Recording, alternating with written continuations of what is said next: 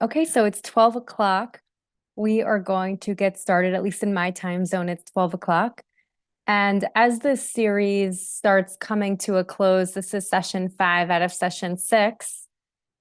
It's really, within the Shiva Dinachamta at least, it's really jarring, I would say, even despite, I think, the big themes that we've spoken about, which is how painful reading Sefer Dvarim is after Tisha B'Av.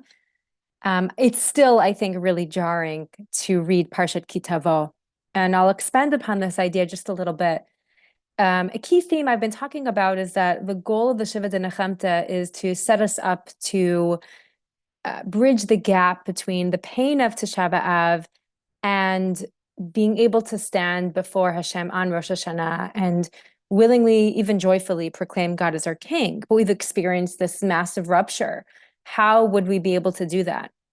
And adding to, I think, this pain and this sense of hopelessness is reading Sefer Dvarim during this time period, and reading Sefer Dvarim's very contractual language about the relationship that we have with God as a relationship built on conditions.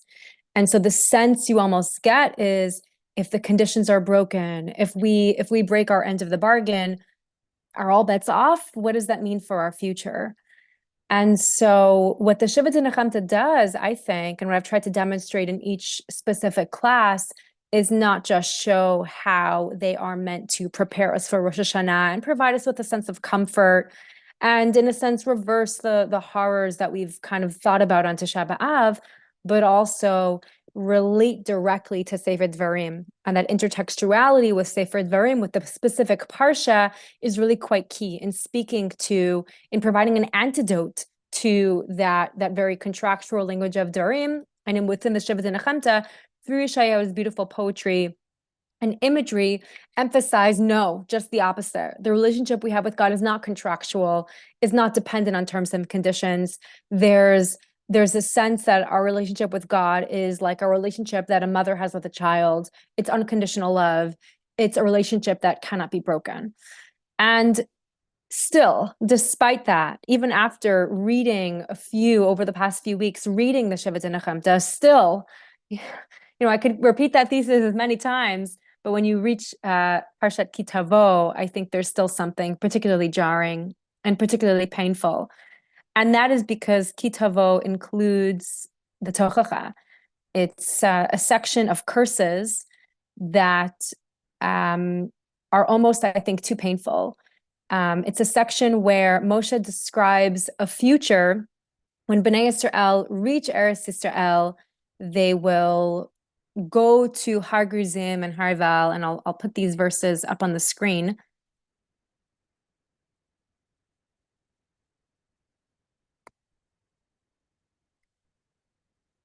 Oops, sorry about that. That's the wrong one.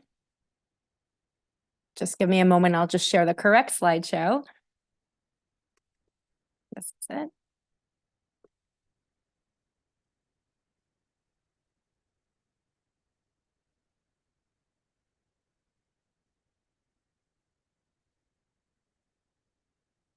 Okay, this is the right one. Moshe describes in Dvarim a future where they will cross the Jordan and they will go to Har Gerizim and Har Val, and there they're going to build some sort of altar, and they will split, all the tribes will split into 2 groups, and they will alternate reciting blessings and curses. And reading this section is, despite all the comfort we've previously had, despite the reassurance, don't worry, the relationship with God will last, beyond any kind of betrayal that there might be, it's still, I think, particularly painful and particularly jarring. And so when we turn to the Haftarah for this week from Yeshayahu chapter 60, I want to demonstrate how these passages are selected from the very last few chapters of the book of Yeshayahu, precisely because it mirrors this exact language. So I do not think that's at all a coincidence. Chapter 60 has a beautiful message of comfort, But it's not just chosen because it's a lovely, lovely message. It's chosen because it directly speaks to the curses from this section. And so while Dvarim, and we're going to see in chapter 28, from Dvarim, we'll read some of these examples, highlights really, really dire consequences. Yeshayahu's prophecy is really a counterpoint. It's a haftarah of reconciliation. It's a haftarah of divine kingship. And it's serving, as I've said, an antidote to the harshness of Dvarim, a counterpoint and a balm to the sadness that still lingers from Tisha B'Av, and again helps us transition from the general sense of mourning to the renewal that we desperately seek on Rosh Hashanah. So the blessings and the curses, it's interesting, I think, and important for a moment just to pause and kind of frame how this fits within Jewish history. As you see on the screen from Dvarim, Moshe describes this rather key moment that will happen when Bnei Israel enter into the land. And it's interesting because in Dvarim, although the entirety of the book of Dvarim, for the most part, is Moshe's speech, it's about things that relate to the far future. General mitzvot that relate to the general times for the future for Bnei Israel. Everlasting relevance, so to speak. But this is one of the rare moments where Moshe is describing a one-time thing to happen in the future. And we'll see other examples in Ki Tavo of this, of a mitzvah that isn't just, well, when you enter the land and you bring Bikurim, you'll do X, Y, Z, or when you enter the land and Pesach comes around, here's what's going to happen. But a sense of there's going to be something specific that you're going to do. I won't be there to do it with you, but you're going to do this. And so you see this in Devarim and Sefer Yehoshua in chapter 8, and these verses are on the screen. In fact, after Yehoshua and the people cross the Jordan, and after they conquer Yericho and have those first few stories of conquest, they indeed go to Har Gerizim and Har Eval, and they make that heap of stones, they make that altar, and they do exactly as Moshe specified. And they read those blessings, and they read those curses, and they respond amen. And I'll just highlight for a moment verse 35. There was not a word of all that Moses had commanded that Joshua failed to read in the presence of the whole congregation of Israel, including the women and the children and the strangers who accompanied them. It's a Hakel ceremony. I'm emphasizing this, and I'm pausing to emphasize this moment because part of the role of the tochacha, as we call it, isn't in Ki Tavo is very different than in Vayikra and Leviticus. I think we're familiar with the idea that these curses, at least from the Torah readings perspective, when we read them, I guess, like liturgically, there's a sense that we want to kind of rush past them. I don't know if in any of you in your communities, there are different customs that have developed surrounding what we do during the Tochacha. So in some communities, the aliyah before it goes to the rabbi, in a sense, not to embarrass any community members by giving them such a negative passage to have as their aliyah. In other communities, it purposefully does not go to the rabbi because we don't want to dishonor the rabbi. In some communities, the person who usually would never be selected to read for the Torah publicly because he has a quiet, mumbling voice would be purposefully selected to read the Tochacha. In other communities, somebody with the deep voice, with the loud voice would be chosen to read it, to kind of read it very loudly. Some communities it's whispered, other communities it's read very quietly. All these different minhagim. I spent some time going down a rabbit hole yesterday, looking at the Shulchan Aruch and looking at the different commentaries on the Shulchan Aruch and the different minhagim that I see listed there. And it's really interesting how there's this general sense of we don't want to really read these sections out loud. But when you kind of put aside the sense of, oh, okay, what's going to happen in synagogue, right? What's going to happen in shul? What function do these serve in the liturgy? And when you look at the books, what function does the Tochacha serve in the book of Vayikra? What function does it serve in the book of Dvarim? In both of these books, the Tochacha is towards the end of the book. And in both of these books, it serves an important, in a sense, a literary mark. In the book of Vayikra, it's really almost the second to last chapter, I think. It's really, in a sense, capping off the whole book. It speaks to a lot of the mitzvot that were given in Vayikra. The general sense of Shemitah is very much emphasized, this idea that these are key themes of holiness of the land, and the sense that you're not going to forget that Kili Kol Haaretz, this idea of the land, Eretz Yisrael, really belongs to God.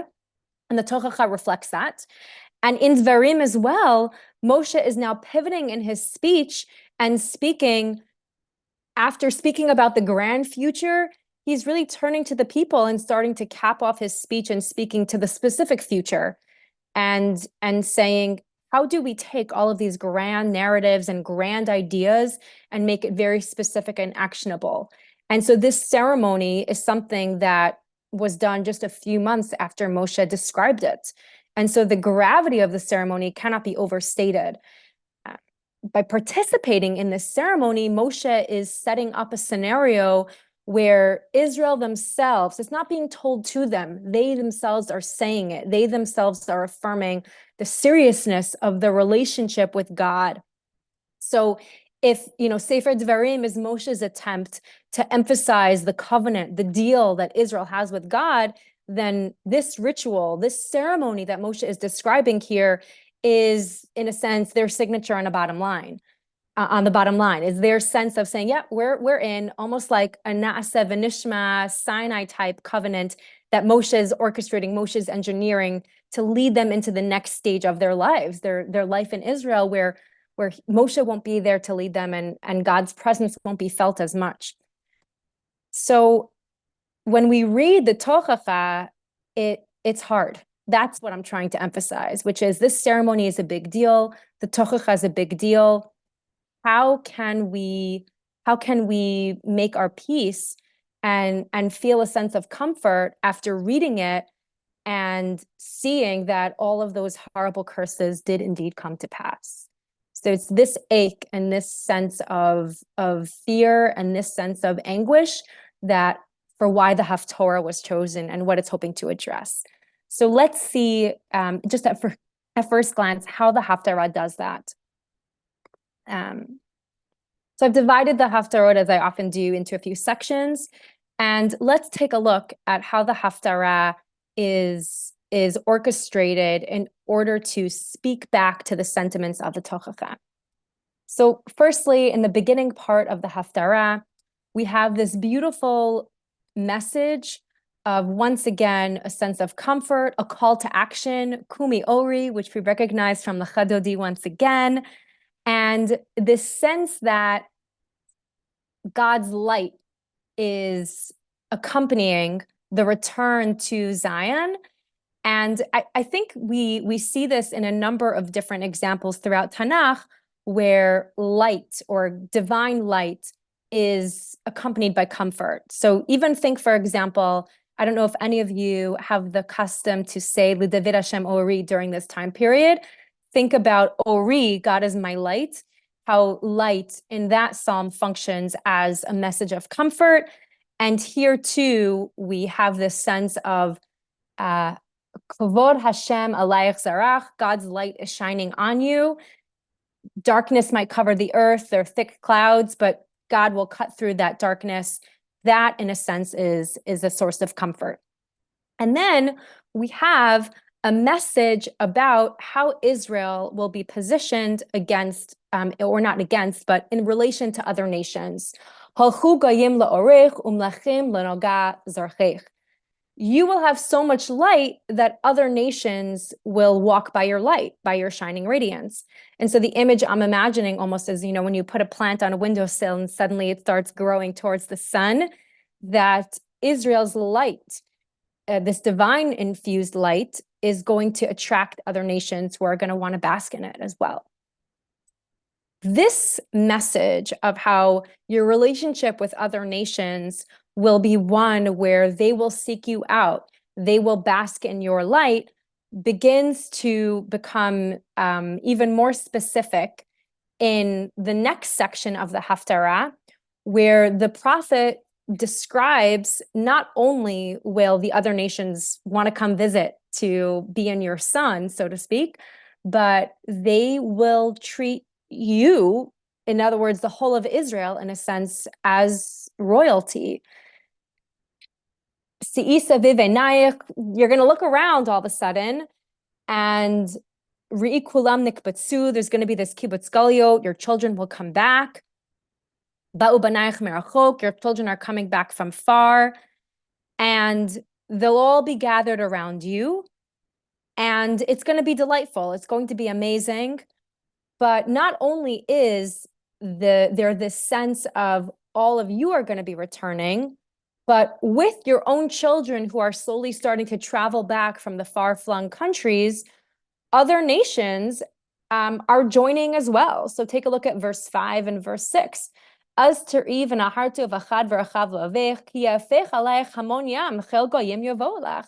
The wealth of the seas are coming to you. The riches of the nations are flowing to you. Whereas in the past, maybe foreign nations. Yes. Oh, sorry to interrupt. But That's there was all right. that piece in Lamed Aleph in Yirmiyahu, which is Yes. one of Torahs, and it talks about mirachok. So it's like referring to Abraham, that he hears from Hashem mirachok. So I didn't want to, before I forgot that one. Oh, that's interesting. Yeah. Could you write the verse in the chat? Wait a minute. Could you write the verses in the chat, please? I think we would all love to see that. Where's the verse that says Avram Merachok? Yeah. If you say that, you got to write a verse that shows that. I think she's going to go ahead and do that. Thank you for sharing that. Yeah, but I will say that this message of other nations coming from far does have a quality of some of the blessings that Hashem has told Abraham, that people will find their blessing through you. Hashem does share with Abraham a sort of message of how you're going to relate to other nations, that other people will find their blessings through you. And there is that quality here. So it wouldn't surprise me if there's something more there, Rosie, to what you're saying.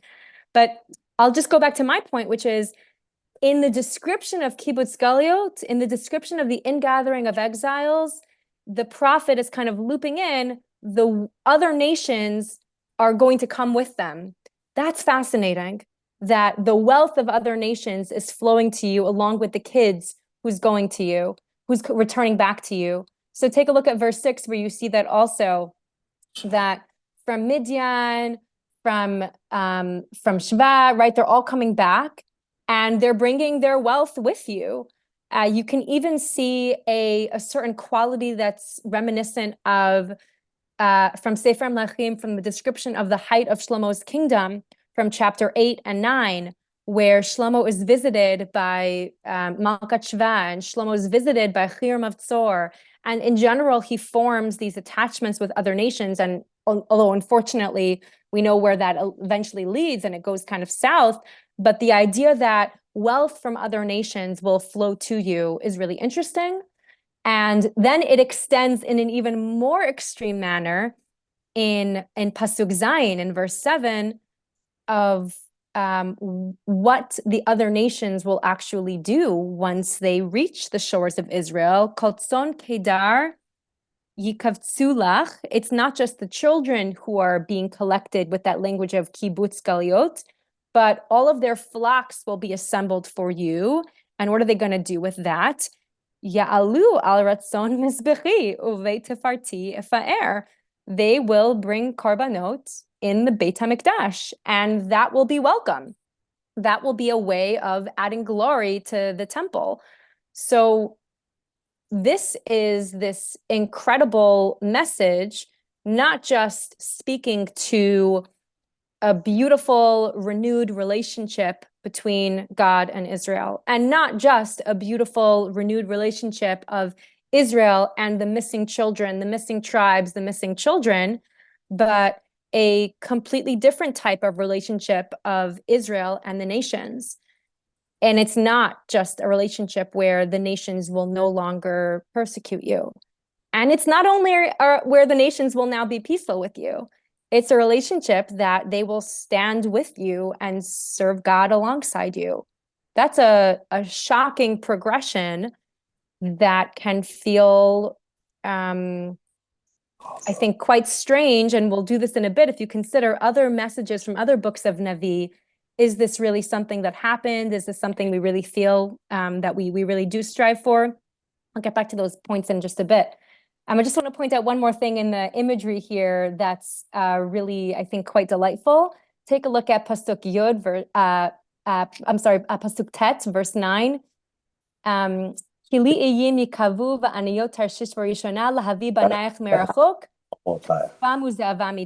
sorry, I think someone's unmuted. That along with the very same vessels from Tarshish, so if you remember the book of Yonah, it's probably somewhere in Mesopotamia. The very same boats that are going to bring your children back are going to be the boats that are filled with riches flowing to Israel. Really interesting and beautiful imagery that is all emphasizing what this return, what this final fruition of all of these promises and all these good things are really going to look like. I'll just pause here. I wasn't sure if anybody had a follow-up comment. Rosie, if there's something you wanted to say, follow up to this before I move on. No. All right, so I'll move on to the next section. And then what follows is a description of the rebuilt city. And it's one where verse 11, Pasuk Yud Aleph, Petchu she'arecha tamid yomam laila lo yisageru. Your gates are always going to be open day and night. They're never going to be shut because they're so busy letting in this influx of other nations. Their kings are coming to you. There's just this constant procession of wealth and visitors coming in. And again, the verses progress and basically describe Israel as royalty and the royal goods that are flowing in to assist in adorning the sanctuary, glorifying the sanctuary, and this incredible reversal in Pasuk Yud Daled in verse 14, that the very children of the ones who tormented you, your enemies' children, are going to be the ones who are coming to be prostrate at your feet, and they will all acknowledge this is the city of God, Zion, the Holy One of Israel. Really, this incredible reversal. I'll point out another incredible reversal, echoes of which we've seen in the past before in verse 16, that the imagery, I think, can be a little bit direct. You shall suck the milk of the nations, suckle at royal breasts. In other words, kings, we've said this before, that kings will be your nursemaids, that you, children of Israel, will be served. In other words, they'll be your wet nurse. And it's an image that is familiar, I think, in ancient biblical literature, even if today it's not a common phenomenon of having a wet nurse, but this notion of they will serve you. You once were abject servants to them and persecuted. Now the roles will be reversed. They will serve you. There'll be prosperity, no more calls of violence, and your victory, your names will be, in a sense, Karta Yeshua Kamotayach She'arecha Tehillah. Your very city gates will be called by these names of victory and renown and glory. What a beautiful, beautiful message.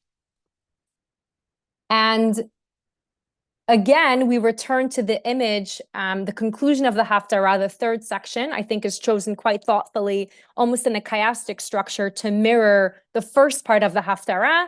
Once again, we return to the imagery of light and darkness. You're not even going to need the sun anymore. Lo yalach or hashemesh laor yomam lanago hayirach lo yirlach v'hayalach Hashem laor olam ve'lokayach letefartech. God's your light. What need do you have of the sun and the moon? Really beautiful imagery that mirror the beginning of the Haftarah, which started with the sense of, oh, God's providing you light. And now we're saying, and the sun and the moon are no longer needed. And no more will the sun and the moon even set. There's just going to be this everlasting, beautiful light. Shamu yemei avlech, no more mourning. And then we close the Haftarah with a promise of the future. Amech kulam tzadikim l'olam yeshu aretz neitzar masei yadai lehitzba'er. A sense of God is there's a recreation going on where God is, in a way, almost there's like an Eden-like imagery here of the shoot God planted is now flourishing. I think we also recognize a kind of like a messianic tone here of the Tzemach David being assured and flowering. And again, a beautiful, beautiful conclusion to the Haftarah, Hakaton Yala Aleph. The smallest will become a clan, and God will speed it ahead, the Ita Achishana, a beautiful, beautiful conclusion. Now, alone, this Haftarah is stunningly, stunningly beautiful. I could go on for hours about each specific image and each specific phrase, about how it's mirroring other parts of poetry in Yeshayahu, and how it really is providing a sense of comfort that just advances all of the previous messages of comfort. We really could just study the Haftarah in isolation as just a text from Yeshayahu and really appreciate it. And in fact, it's chapter 60 of Yeshayahu. It's kind of towards the end when Yeshayahu is starting to describe the rebuilt city and the rebuilt Beit HaMikdash. We could study it in the context of the entire book of Yeshayahu. That could also be a very exciting venture to do, to think about how chapter 60 in a way is capping off the whole book of Yeshayahu. We could do that too. But to study a text as Haftarah, I think we need to look at it in relation to the Parsha.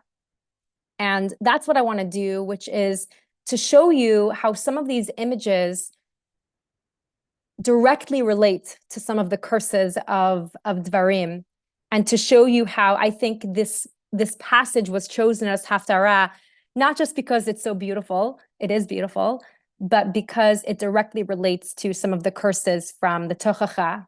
So let me show you a few, I think, really powerful examples of that. So here's the first example.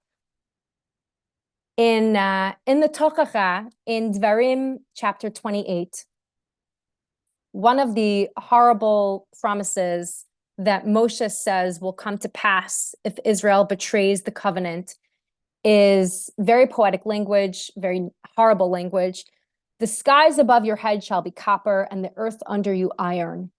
So this sense of nechoshet and barzel, that the fertility of the land, I think in context, is what's being described here, that the land will be so unyielding. The land will not work with you, so to speak, to be able to farm and to be able to produce for you.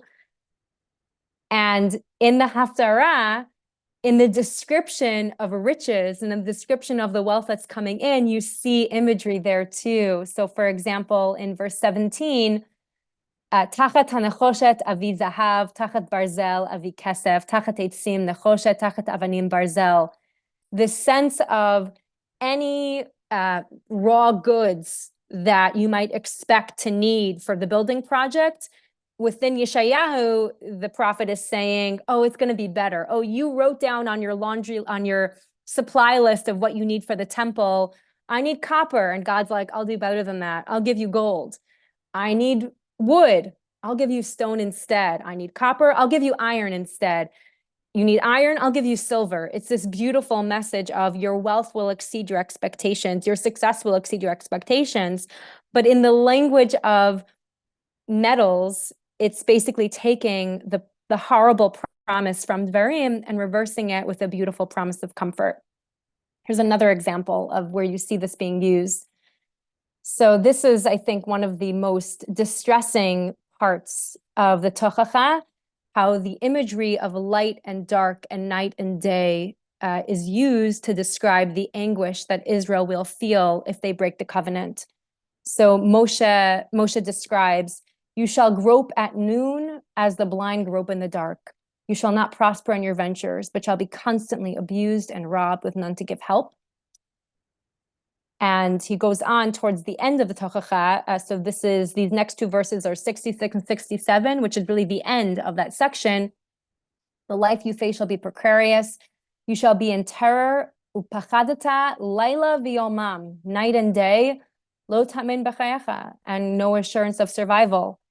Baboker tomar mi yitain erev, uba'erev tomar mi yitain boker. In the morning you shall say, if only it were evening. In the evening you shall say, if only it were morning. I have to confess that my husband and I, we've been blessed with 3 children, and every time we have a newborn in our home, I think this pasuk describes the anguish of being a new parent with a sleepless child. That's just a way of finding humor, but what it really is, I think, is just such a horrific pasuk to read, really, really horrific to describe abject suffering, that there is no relief for any possible suffering you could have. At night, you wish it were morning. At morning, you wish it were night. You're casting about with no hope for the future. And then in contrast to this, I'll just go back to those verses we read in the Haftarah in 19 and 20. Lo ya'lach or hashemesh la'or yomam lanoga hayarech lo ya'ir lach. The sense of, oh, sun, the moon, verse 20, lo yavo od shimshech, the sun's not even going to set, the moon's not rising and setting, this blurring of night and day, not because of despair, but because of the divine presence that just lights up your life. And we also saw this in previous sections. Your gates will always be open. The sense that the city is alive. And I think this is one of the most beautiful things about visiting Yerushalayim, please God, during peaceful times, and we should all merit to see it with our own eyes speedily, is when you go to the old city of Yerushalayim, no matter what time it is, it's bustling, there's people about, there's even children playing at midnight outside, it seems. The sense of night and day are blurred because of the blessings that fill the city. And so I think this is another beautiful example of how the Haftarah is specifically chosen to reverse the curses of the Tochacha. And here's a third, I think, very, very powerful example. In the Tochacha, most potently and most painfully, I think, Moshe describes the ultimate reversal. Heshivcha Hashem Mitzrayim ba'aniyot. God will send you back to Egypt in ships. Baniot baderech asher amarta lecha lo tosif od lerota. But the very route I told you, you wouldn't have to go again. I'll just pause for a moment to reflect on why this is such a horrible, horrible promise for the future. In the whole of Dvarim, Moshe basically speaks about telling the story of Israel. And the story really begins with God took you out of Egypt and took you through the wilderness. And now Moshe is saying, well, we can undo all of that. And should you break the covenant, God will undo all of that and send you back to Egypt. The journey from out of Egypt, from Moshe's vantage point in Sefer Dvarim, took 40 years by walking, right, through the wilderness, one foot in front of the other. Moshe says now in this line, if you break this covenant, you're going to go back to Egypt by ship. That's a much faster way of traveling back. It'll be very quickly, I assure you. What a horrible, horrible promise. And this is really how that section of Tochacha concludes. And take a look now at the promises that we saw in the towards the beginning of the Haftarah in verse 9, where it was a line that I kind of pointed out, I thought was particularly beautiful. The ships that in the Tochacha were leading you back to Egypt, reversing the Exodus, now, oh,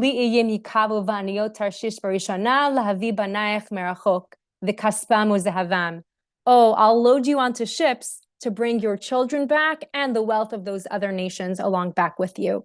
So again, a third example of how these passages from Yeshayahu, I believe, were chosen to speak back to the curses. So we read the curses in shul and maybe we rush through them or maybe we whisper them and we feel the sense of, oh, how can we ever find comfort from these curses? And then we read the Haftarah and I think we're meant to realize it was this specific passage chosen to speak back to these curses and to say, even for curses as bad as this, there is comfort to be had. There is a future to be had. So with this, the reversal of the horrible future that Moshe is describing is underscored and is mirrored in the Haftarah. But what I want to reflect on for a moment is not just the Haftarah in relation to the Parsha, but the Haftarah in relation to the reality of other books in Tanakh. Because the promises that the Haftarah is describing of a city that will be built on the wealth of foreign nations, and foreign nations who will stand beside you and worship God alongside you is a key element of this haftarah. And truthfully, throughout Yeshayahu is a key element throughout the book of Yeshayahu. I'll give you one example from Yeshayahu chapter 4. Beautiful verses that God describes. The mount of God shall stand firm above the mountains. V'naharu elav kol hagoyim, and all the nations are going to gaze at it in joy. And halchu amim rabim v'amru lechu v'na'aleh el har Hashem el beit elkei Yaakov. And let's all go to Yerushalayim to serve God with Israel. And it's a description of messianic times, but it's also a very universalist description of what Israel and what Zion is meant to represent for all the nations. And you see this in chapter 19 as well, another very famous example, and I think advances this notion of other nations serving God even more. So right after this chapter in general is about all the horrors that will come to Egypt. And then all of a sudden, Yeshayahu says, but don't worry, Egypt, here's a future that's going to happen to you.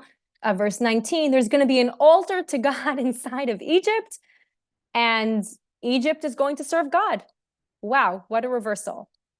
But the truth is that Yeshayahu as a whole has these beautiful universalistic messages of everybody joining together to serve God. There's another stream within Tanakh of what actually happened during the time period of Shivat Zion that I think is worth comparing these passages to, and that's the book of Nehemiah. So for those of you who haven't studied the books of Ezra and Nehemiah, really it's really one book, even though we, for convenience sake, call them two. The book of Nehemiah is describing the time period of after the Babylonian exile, after Cyrus, the great Persian emperor, decides to allow all the peoples to return back to their various different temples in his vast empire. He wasn't doing it to be nice. He was doing it because it would secure the peace. He had this massive, massive empire. How do you keep everybody happy and paying taxes? That's very important. Well, you let everybody have their own shuls and their own temples and their own churches or whatever, and they'll be peaceful because they're, have religious freedoms, and then they'll all comply. So that's the Cyrus cylinder, basically, in a nutshell. The prophets looked to that time period in history and said, this is God talking. Cyrus is God's servant. And I've alluded to this idea in class 1 when we first started this venture, that prophets like Yeshayahu, their job was to inspire the people to realize that these events in history were opportunities from God knocking that they couldn't afford to pass up on. They had to see the religious significance of these events. And Nehemiah is a book that describes what was it like to be living during that time period, to be part of that movement of Shivat Zion to return.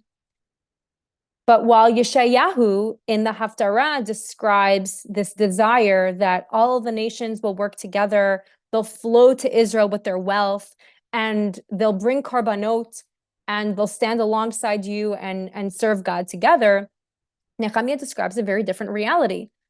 So Nehemiah is a Persian official. He's Jewish. He's of Jewish descent, and he's living in the Persian court.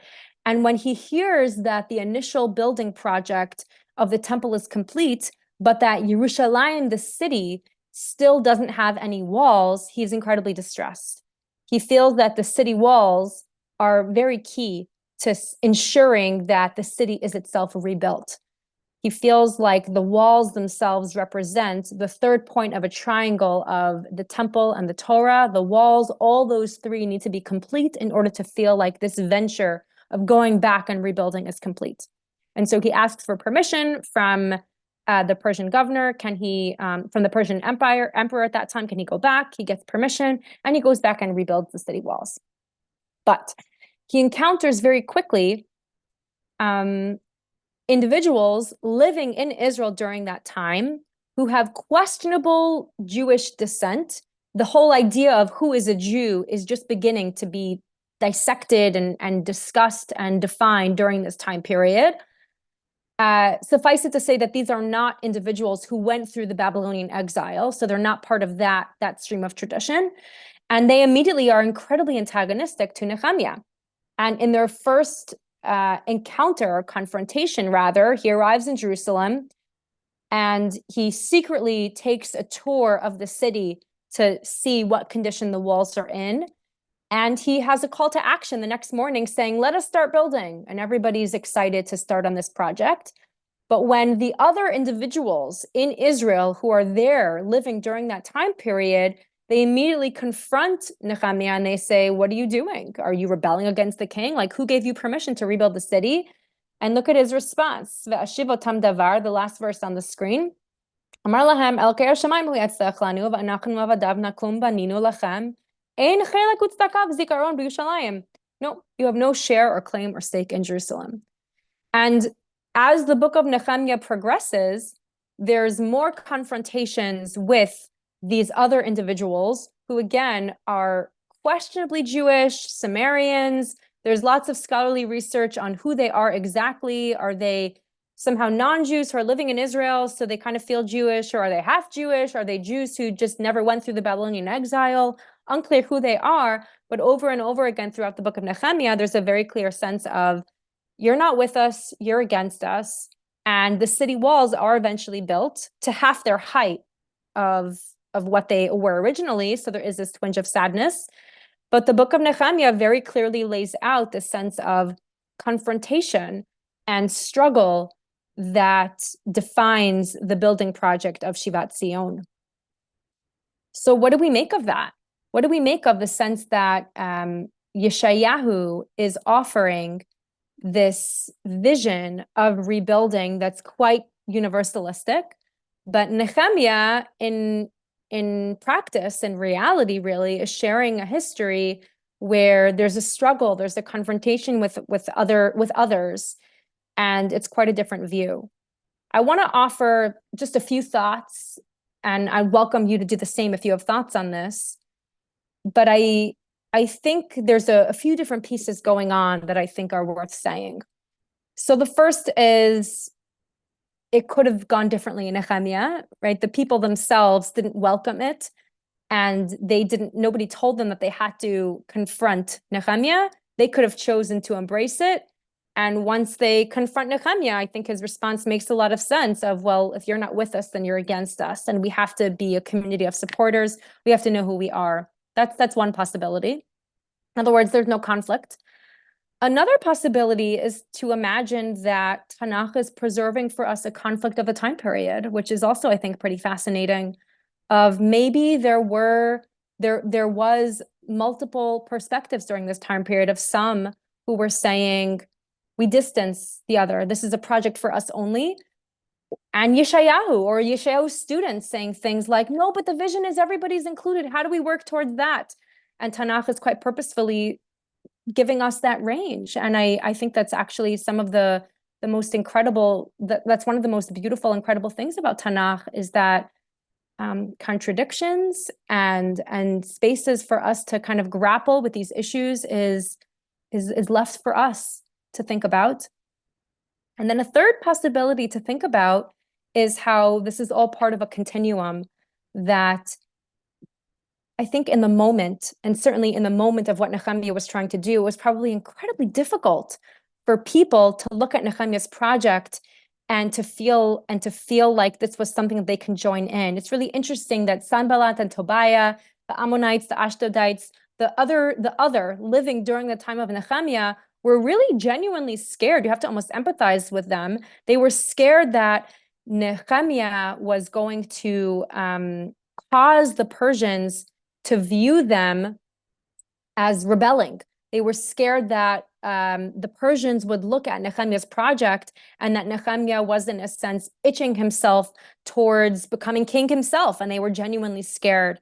And that, in a sense, Yeshayahu's visions are what could happen after that, that once the feeling of danger is past, you can join together and serve Hashem without fear. And so maybe Yeshayahu's visions are for the far future. And in a sense, by reading Yeshayahu's words as the Haftarah, what I think is going on is we are fervently reminding ourselves of something that I think is very difficult, very, very difficult to keep in mind all the time, which is that we often feel like it's us against the world, but that what we work towards on Rosh Hashanah is joining together with all people of the world and proclaiming God as our King, standing side by side to do that with all nations of the world. And reading the book of Nehemiah gives us space and reassurance to recognize that the journey there can be quite fraught and quite difficult, but ultimately it is Yeshayahu's message that we work towards, that we wish for, and that we hope for, and that we pray for most fervently. I will now respond to the comment in the chat. Did Nehemiah and Isaiah live at the same time?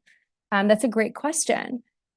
So the book of Yeshayahu speaks to two very different time periods, and even within the tradition of Masorah, it's quite difficult to understand. Was the sections of Yeshayahu in the beginning, were they that relate to hundreds of years earlier during Chizkiyahu's time as king and during the Assyrian Empire? In other words, way before the Babylonian exile. Is Yeshayahu himself that same prophet, the one who wrote these later messages that relate to Shivat Zion? So Bible scholars have a certain approach of how to deal with it, which is they simply know multiple Yeshayahus. Even Rashi would say maybe it's Yeshayahu's students who found his messages and then applied them to a later time period. So it's very difficult to pinpoint who exactly the person Yeshayahu was and when he lived and which exact things. But what I can say is, did his messages speak to a similar time period? Yes, his messages are speaking to a similar time period.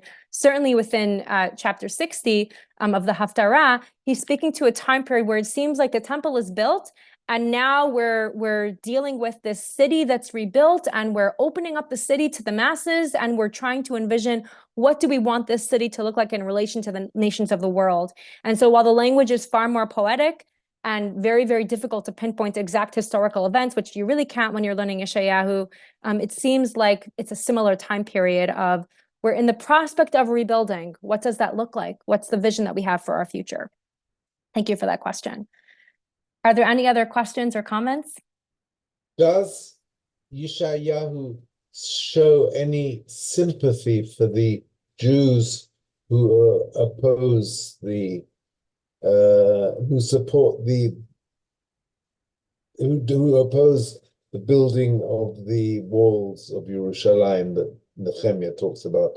Or is his messages don't really speak to that at all. His messages really speak to this sense of very very frustratingly not practical.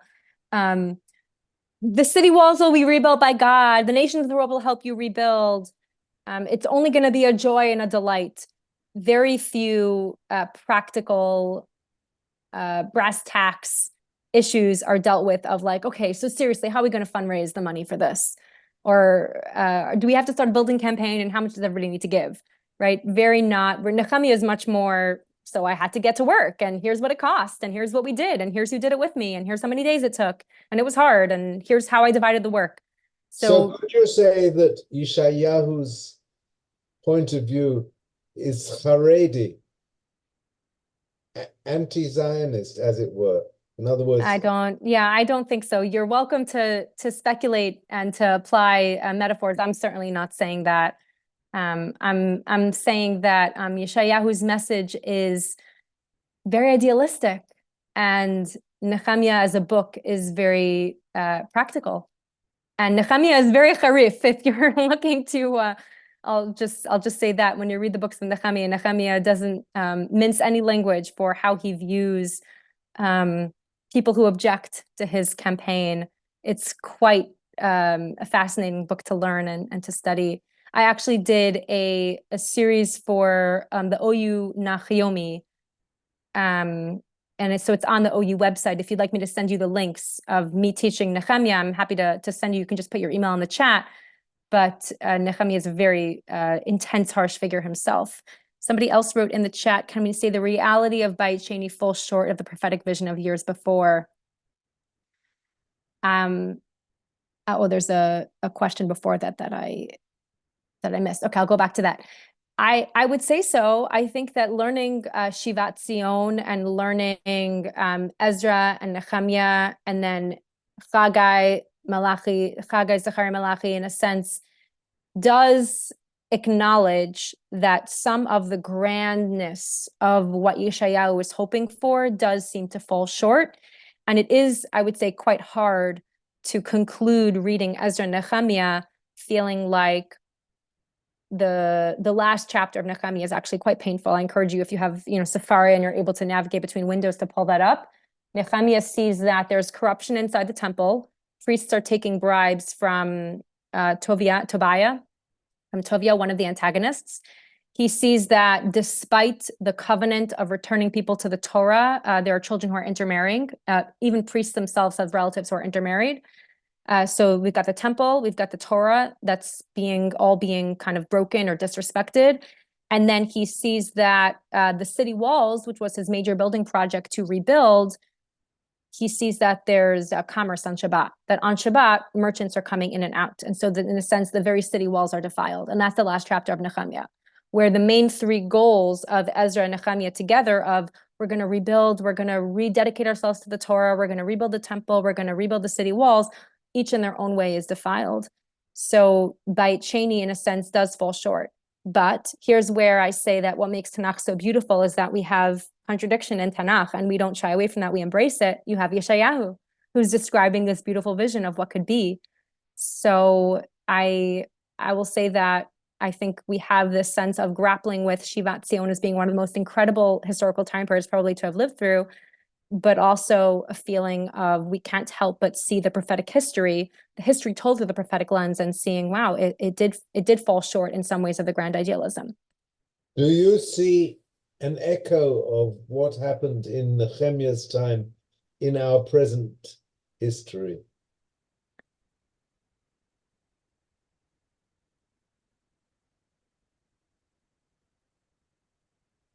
Such a hard question.